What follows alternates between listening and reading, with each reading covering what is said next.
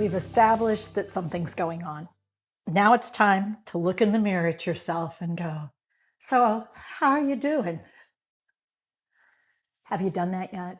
Have you actually looked at yourself and said, how am I doing with all of this? It's a change. Dementia doesn't just affect one person, it affects everyone around them. And it particularly affects the person who steps up to be the partner. And all too often, we ignore ourselves for way too long before we finally recognize, I think I'm drowning, I'm going under. When someone gets dementia, it is vital that if I'm going to support them, I recognize I'm at risk. I'm at risk for stress, for distress. I'm at risk for not sleeping as well as I used to sleep. I'm at risk for overeating, undereating. I'm at risk for socially isolating. I'm at risk, well, it sounds sort of dangerous. Well, frankly, it is if you don't take stock and acknowledge, wow, I'm taking on more than I thought I was when I decided to support someone living with brain change, because it's not a short journey. It's not a sprint, it's a marathon. And so before you get started, it's a really good idea to look at yourself and go, how am I doing? When was the last time I actually checked out how I was doing?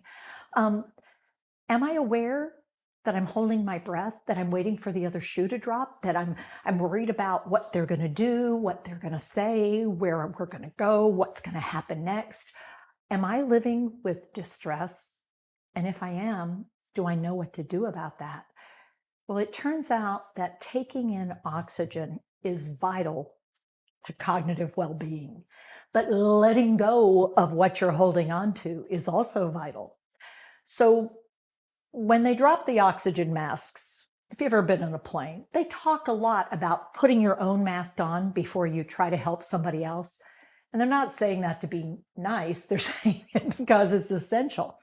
If you don't have oxygen going in and out of you, if you're not taking care of you, there is absolutely no way you can do a good job of taking care of someone else, because self-care is essential to care.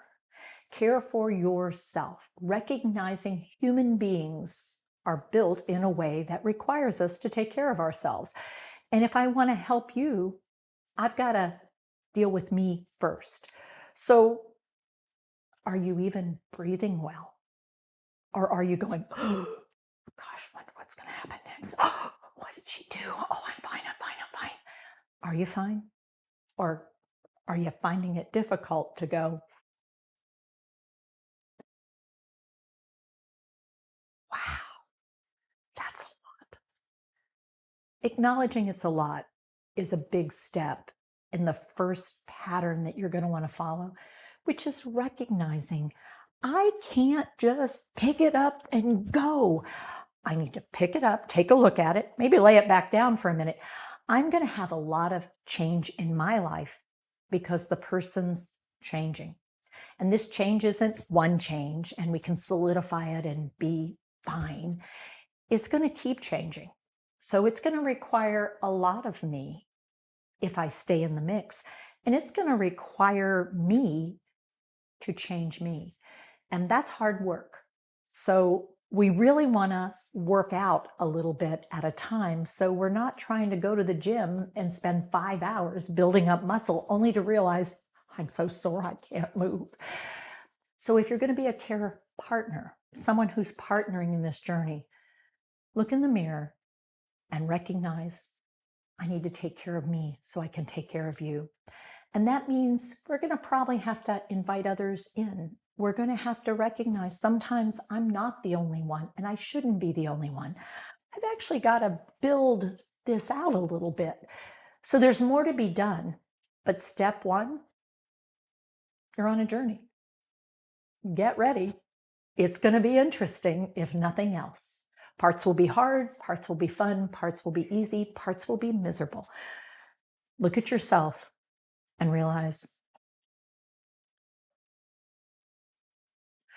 I've got to figure out how I'm going to get the support I need to support you.